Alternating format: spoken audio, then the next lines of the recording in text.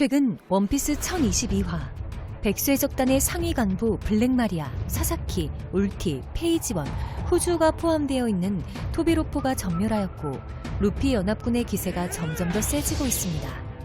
루피는 식량을 마구 먹어 체력을 꽉 채웠고 배가 부풀은 상태입니다. 2층 상황, 키드와 로는 여전히 빅맘과 싸우고 있습니다. 그러나 키드가 가슴 관통상을 당하며 무릎을 꿇게 됩니다. 라이브 플로어 상황, 킹이 불타는 손으로 배신한 기프터즈를 잡고 있습니다. 킹과 퀸을 상대로 혼자 싸우던 마르코는 한계까지 왔고 제대로 싸울 수 없는 상태가 됩니다. 두 명은 힘들다고 말하며 대치하고 있는 상디. 상디가 퀸의 얼굴을 가격하고 킹은 조로에게로 향합니다. 상디를 겨냥하고 있는 페로스페로. 네코마무시가 이를 막아내며 페로스페로는 바위에 박힙니다. 마르코. 나는 붉은 벽에 살며 불을 피웠던 종족이 오래전에 있었다고 들었다. 화염의 킹, 화재의 킹이 아닌 다른 인물.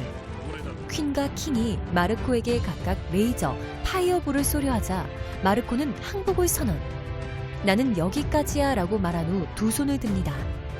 이후 카이도에게 치명적인 공격을 당했던 조로는 회복이 완료되었고 다시 합류하여 싸웁니다. 조로와 상디는 킹과 퀸을 상대로 마주하게 되었고 각각 한 명씩 맞습니다.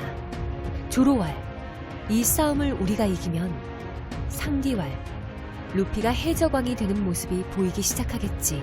그리고 잊혀지고 있는 쿠로즈미 오로치. 와노쿠니 에피소드에서 오로치는 상당히 자주 등장하며 비중이 높았었는데요. 오늘은 오로치의 권력과 과거, 그리고 마리조아에서 나타난 이무의 권력과 과거에 대해 정리해보았습니다. 우선 원피스 세계관의 평행 이론부터 살펴보겠습니다. 원피스 1부의 모든 스토리라인이 2부에서 비슷한 패턴으로 그려지고 있습니다. 먼저 아론파크와 어인섬, 두 에피소드는 각각 어인 해적단이 악당으로 나오며 보스가 조로와 싸운다는 공통점이 있습니다. 다음은 리틀가든과 펑크 해저드. 리틀가든에서는 도리와 브로기가 거인적으로 등장, 펑크 해저드에서는 예티쿨 브라더즈가 거인적으로 등장. 다음은 알라바스타와 드레스로자. 알라바스타에서는 칠모인 크로코다일이 나라를 지배, 드레스로자에서는 칠모인 도플라밍고가 드레스로자를 지배합니다. 또한 이글이글 열매 능력자가 등장하는 것이 특징입니다.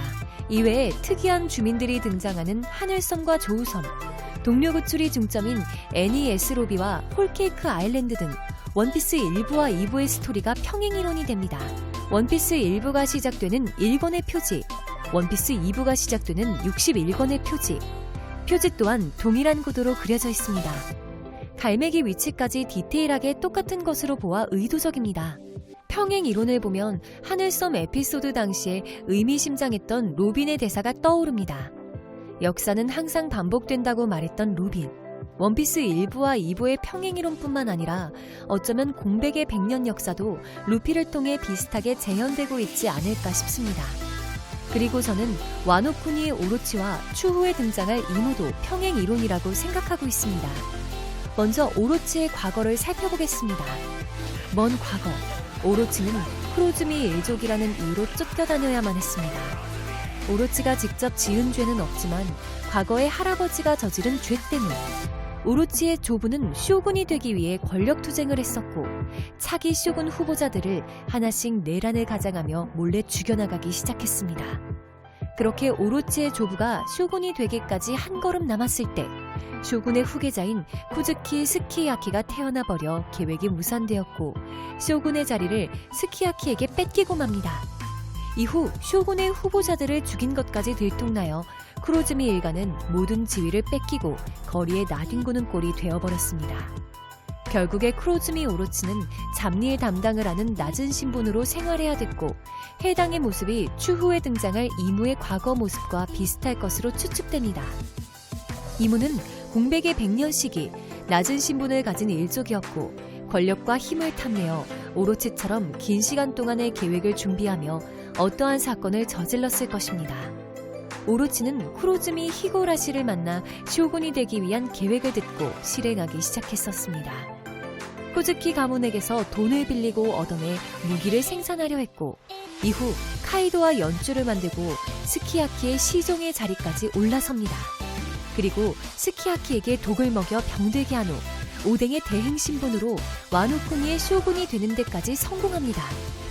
이무의 과거도 처음부터 순탄치 않았을 테고 최고의 권력 자리까지 오르는 스토리가 있을 것입니다. 이무는 마리조아의 알 수 없는 지하 창고문을 열고 거대한 밀짚 모자를 앞에 두고 루피의 현상 수배서를 바라보는 모습으로 첫 등장하였습니다. 이후 마리조아 판게아 성 안에 있는 꽃의 방에서 루피와 검은 수염 사진을 난도질하고 시라호시의 사진에 칼을 꽂은 후 비비의 사진을 들고 바라보았습니다. 이후 세계에 단 한 사람의 왕은 없다며 아무도 앉지 말자고 세계와 합의한 허의 옥좌에 자연스럽게 앉습니다. 오로성이 천룡인의 최고위라고 소개되었는데 이들에게 충성을 받는 이무. 이무의 외형은 아직까지 공개되지 않았는데 하늘섬에서 등장한 석상과 관련 있다는 추측이 있습니다. 이무의 실루엣과 닮은 이 동상. 이것은 하늘에 사는 사람들이 동경하는 대상이라고 합니다. 이 동상은 아트 형태로 만들어진 모습인데 이무도 이처럼 특이한 외형으로 등장할 수도 있다며 독자들은 우려하고 있습니다. 이렇게 특이한 실루엣으로 등장한 이무는 공백의 100년 역사를 지우려 하고 있고 역사에서 지워야 할 불빛도 제거하려 합니다. 후보의 모습들은 나왔지만 제일 먼저 죽일 사람은 누구인지 제대로 등장하지 않은 채 끝이 났습니다. 유일하게 칼이 꽂혀진 시라호시의 사진. 고대병기인 시라호시가 가장 유력해 보이고 다음 타겟은 세계 정부의 입장에서 배신자이자 나라의 고대병기 플루톤을 숨겨두고 있을지 모르는 네펠타리 가문의 딸 비비가 될 것으로 보입니다. 그리고 다시 오로치와 이무의 평행이론으로 비추어 봤을 때 이무는 오로치처럼 전투 능력이 생각보다 약할 수도 있고 최고 권력만 가진 인물일 수도 있다고 생각됩니다. 오로치는 카이도의 힘을 내세워 권력을 유지했고 이무는 악마의 열매의 기원 같은 엄청난 정보와 자기만 알고 있는 세계의 비밀들을 바탕으로 권력을 쥐었을 것으로 추측됩니다. 오로치와 카이도의 목숨을 노렸던 것은 코즈키 오뎅, 공백의 100년 시기에서는 조이보이로 비추어지지 않을까 싶습니다. 거대한 밀짚 모자를 쓴 조이보이는 강한 인물이었지만 자신에게 중요한 사람이나 사람들을 지키려다 패배하고 모든 것을 잃게 된 비운의 인물, 코즈키 오뎅처럼 말이죠. 이 조이보이는 어떠한 방법으로 이무처럼 아직 살아있거나 시간을 뛰어넘을 인물 또는 특별한 자격을 가진 칭호이거나 환생하게 될 운명을 가진 D의 인물로 해석되고 있습니다. 조이보이에 관한 대사를 남긴 것은 골디로저와 코즈키 오뎅이 있는데 먼저 의미심장한 대사를 남긴 코즈키 오뎅의 대사를 살펴보겠습니다. 코즈키 오뎅은 세계가 어떤 인물을 기다리고 있고 800년의 시간을 초월해 나타났을 때 맞아들이고 협력할 수 있는 나라가 아니면 안 된다 했습니다. 밝혀지지 않은 스토리에 관한 중요한 대사로 보여지는데 이와 비슷한 말을 한 인물이 있습니다. 바로 흰수염.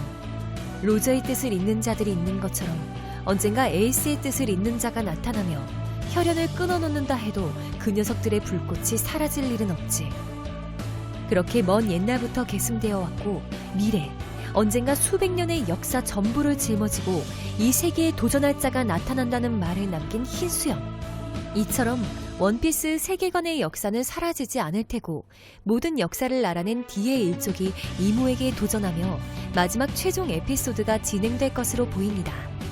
결말까지 앞으로 3년 정도 남은 것으로 보이는데 와노쿠니 에피소드가 끝이 나면 중요한 내용들이 이어지지 않을까 싶습니다. 최종 에피소드가 진행되며 나올 이무의 과거, 처음부터 높은 권력을 준 인물은 아닐 것이며 오로치처럼 낮은 신분에서 탐욕을 바탕으로 최고 권력을 쥐게 된 악의 인물이지 않을까요? 오늘 준비한 영상은 여기까지입니다. 시청해주셔서 감사합니다.